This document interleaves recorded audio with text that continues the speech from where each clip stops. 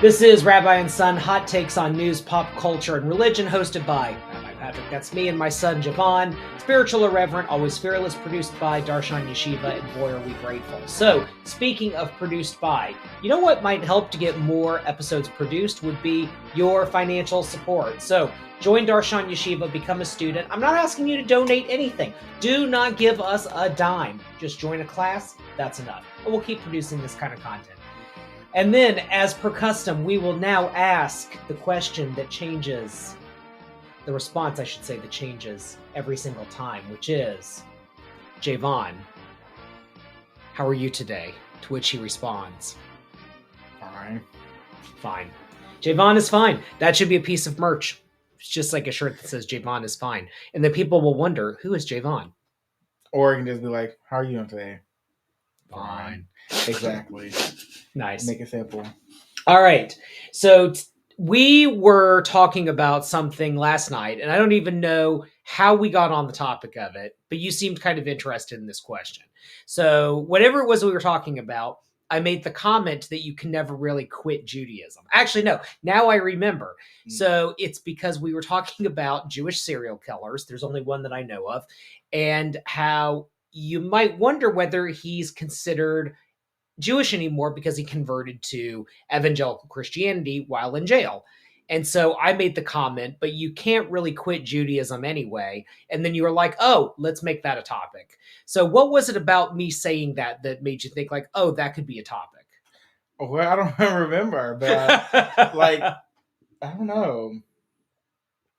Maybe just had a question. Yeah, but you don't know what the question was. No, just like, interesting question that was posed. Like, can you convert if you were already Jewish, could you convert to like Christianity? Do you think it's possible?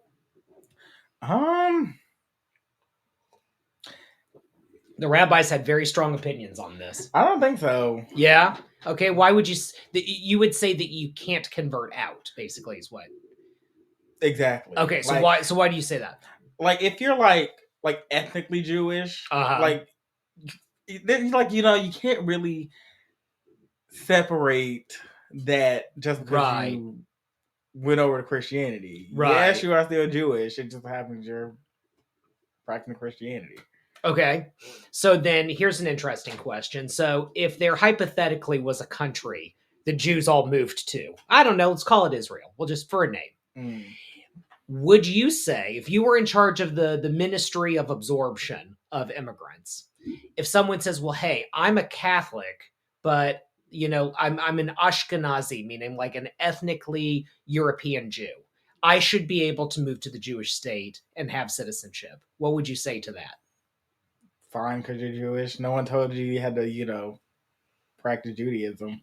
But that's true. Now, what if the circumstances were that it was under pressure? Like, well, they converted, but like really they didn't believe it. They just did it because whatever country they're in, it was unsafe to be Jewish. Like they converted out of Judaism? Right. But maybe there was like some sort of the country that they're in pressures them to do it because for some reason, right? Like maybe there's like some authoritarian regime or something like that. Would you say that it's the same? No, because you converted for something that you don't believe in, so just like you just did it. It's like a dog and pony show, right? It's like, oh yeah, let me dunk my head in some water and then I'm christened to God, and it's like, no, you don't actually believe that. Like the whole point of conversion is because you believe it. Is because you want to immerse yourself. If you're doing that purely out of safety, then it's just void. Now, what if a person says though, well, okay, sure, I was born into a Jewish family, but we didn't practice any of it. We never did anything. We had a Christmas tree. We just didn't do any of it. Okay. And then, I got older and I became a Hindu. I'm just making this up, right? Is that person Jewish? Are they ethnically Jewish? I don't know. Sure. Why not? Then yes. Because they are. Just like, okay. So you can never leave is what you're saying. It's like the mafia. Once you're in, you're in. Pretty much. Like, if you want to, go practice Hinduism, it's just like, But doesn't that violate a person's right to sort of self-ownership of like, well, just because I was born this, that doesn't mean anything. Like I own my own identity and I have a right to, I'm going to sound like your generation, I have the right to identify any way I want to, and you can't misreligion me. I don't think people are misreligion. Like, okay. I just totally made up a term, misreligion someone. Yeah, you misreligion. So I did not plan that. That was totally off the cuff. I don't know. I think because I think it depends on like how are you looking at Jewish like as a religion or like its own ethnic group. That's the step. Like that is where if you're looking at its own ethnic group, then its own ethnic group, and then you can still do what like you want outside of that. It's like no one's like. It's all about who's interpreting what angle. Right. Is it right. its own ethnic group or is it just a religion? Now, what if a person is born, let's say a Buddhist or something, they're born into a Thai family. They move to America, whatever. They move to New York. They marry a Jewish person. And they're like, no, like, this is kind of my family. Like, I'm part of a Jewish family now. I'm going to convert to Judaism. But then some horrible thing happens, that family dies, right? And they're like, you know what? I'm going to become something else. I'm going to become a Christian now. Now, remember, once a Jew, always a Jew. Can they leave? I think I'm making the distinction that I'm going on like I said, either ethnic group or religion. I'm on the ethnic group side, then like, no, you can't leave. Okay, but the religion side could. Yeah. What's the difference though? Because one, the ethnicity, that's something like, you just have in other like, a religion. So I'm going to challenge you on ethnicity because here's the problem. So terms like ethnicity, race, nationality, you better say they all jumbled up religion, random terms. They're Western terms. They're terms that like only apply in a Western context. So this idea that that's the only context I know. Well, that's why I'm challenging it. So in Western thinking, there's the country that you are a citizen of. There's the nationality or ethnicity. There's the race, which is purely skin tone, right? And then there's the religion, which is a set of beliefs, okay? In Southeast Asian or Middle Eastern thinking, no. There's one concept, and it's called peoplehood or tribe, or in Hebrew, you'd say an am, like a peoplehood. So the peoplehood is, because race isn't really, that doesn't really work, like the term race, but like it's ethnicity, nationality, and religion are all kind of one concept. And it isn't until you get into later sort of European thinking about like, oh no, Jews are French, right? But they're French people who practice the Jewish religion, right? That's a newer concept in human history. And in so much as, what do you do with an adopted child? So I've known families like this before. They adopt children. You have to do a formal conversion process if they're not biologically your child. And then that's that. They're part of the Jewish family. They are not maybe ancestrally Ashkenazi, Mizrahi, Sephardi, but they're part of the Am. They're part of the peoplehood. And the way the rabbis thought of it was being Jewish is part of the Am, and you can't leave the Am. You're stuck in it. You don't have to like it. You can disassociate from it, but you can never truly leave the Am. And it violates our very Western sense of like, no, don't label me. I can be anything I want to be. Which you're pushing back against, which I think is kind of funny. I wasn't expecting that answer. No, I just think like, in my Western way of thinking, I'm not thinking about, because people aren't, okay, you say like the right? Mm-hmm. And like this is, peoplehood, but it's still in that peoplehood, there are divisions within that peoplehood. Sure. That the people themselves differentiate. Yes. From. So you can say it's Western thinking, but like, I think Western thinking is just putting words to things that people are already doing. Okay. Like, you can be a part of the but then those same people in that this set of people, this set of people, this set of people have different beliefs on how they work within that Okay. Okay, but can you leave the right? Some people in the group believe they can leave the some other people don't. There you go. It's a matter of opinion. Well, there you go. Like, I mean, that's true. That's absolutely true. And to that point, okay, so now let me flip it around. So this assumes people voluntarily leave the religion. The worst case scenario being they voluntarily leave because someone's holding a gun to their head or tells them they have to leave the country if they don't convert to whatever the thing is. All right. Let me ask you a different way. Can you do something so terrible, something that so violates the religion that you can get kicked out of the No, because who are they? No, because religion is supposed to be your own, your own spiritual path. Like, I get people want to have community, but then the day religion is your own spiritual path. You're going down your own journey. Nobody on this planet can tell you that you can't practice this thing because we, as a collective humans, said you can't worship this God that we're also worshiping, even though nothing said by that God said you couldn't worship. You know what I'm saying? Like, there is no I'm trying to over-explain. No, people cannot tell other people they cannot practice, what they want to practice. Okay, so, but then that gets complicated, right? Because if it's more than religion, if it's the if it's the peoplehood, do tribes or groups have a right to say who we identify with in our group and who we do not?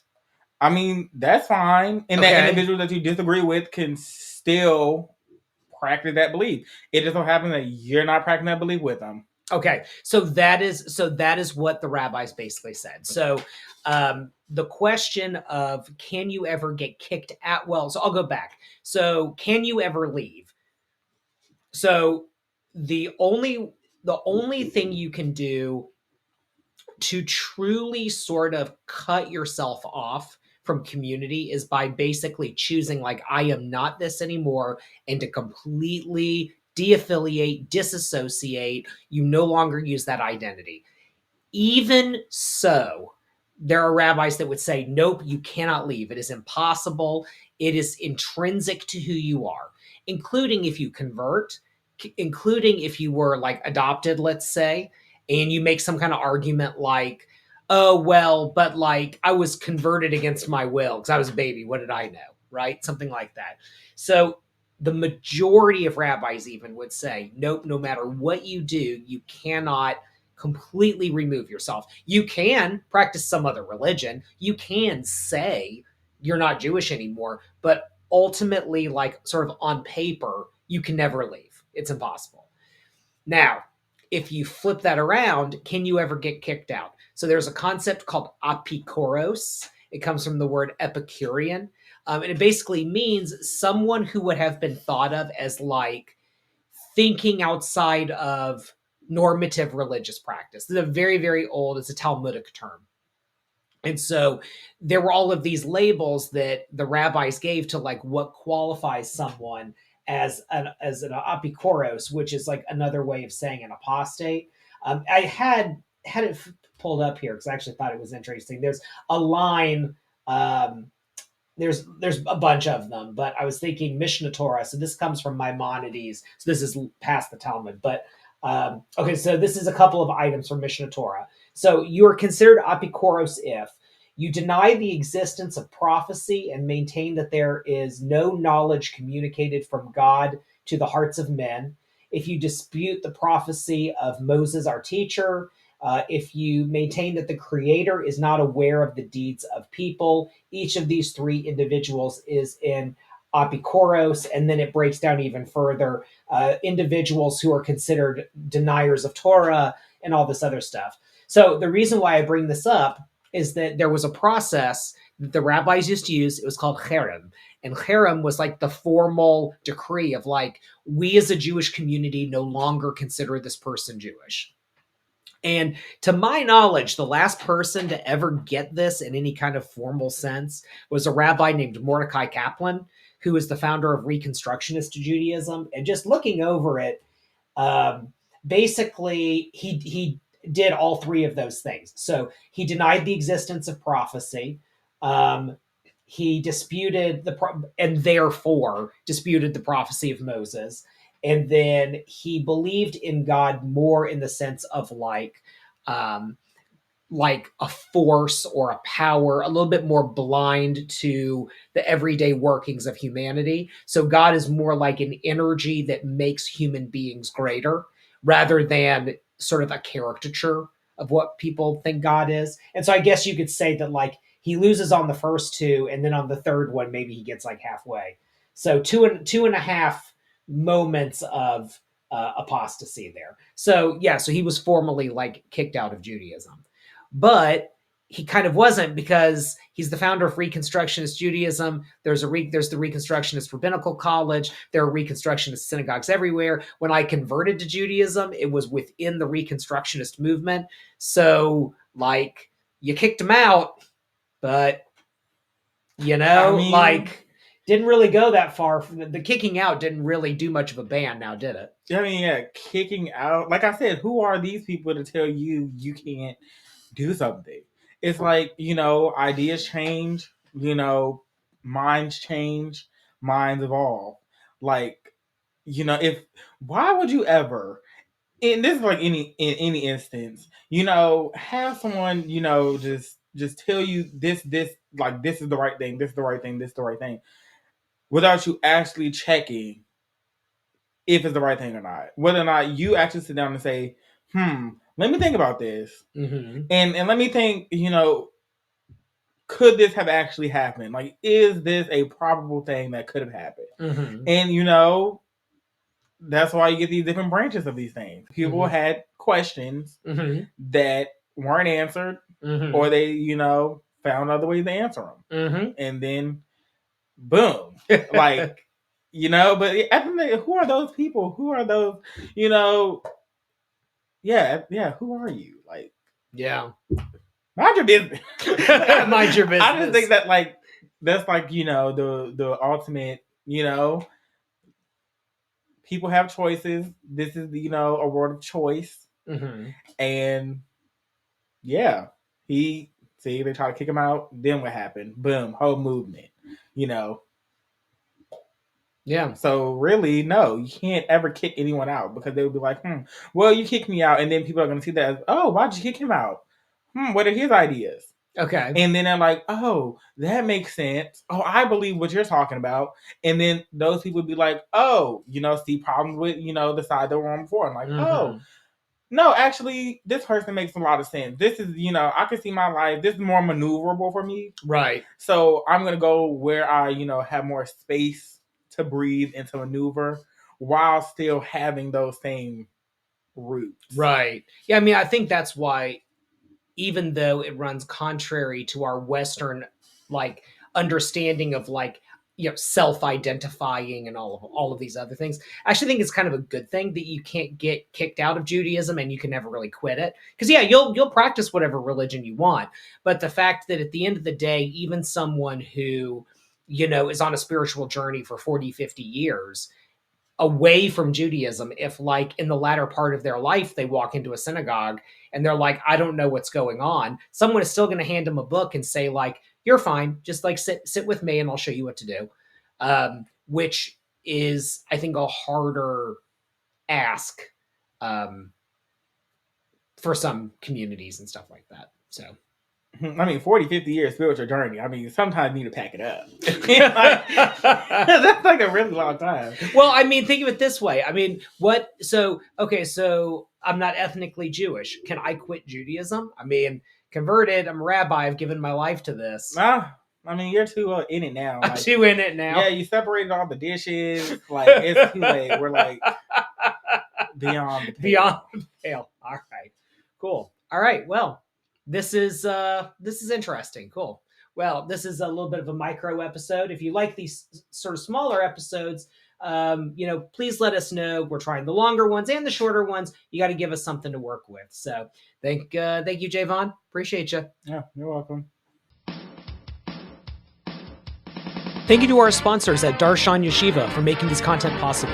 Darshan Yeshiva provides beginner-level online Jewish learning, including the very popular Conversion to Judaism program, with sponsoring rabbis and students all over the world. Start your Jewish journey any place, anywhere, and anytime with our conservative, reform, Reconstructionist, Jewish renewal, humanistic, and post-denominational rabbi mentors. Become the Jew you always wanted to be with Darshan Yeshiva.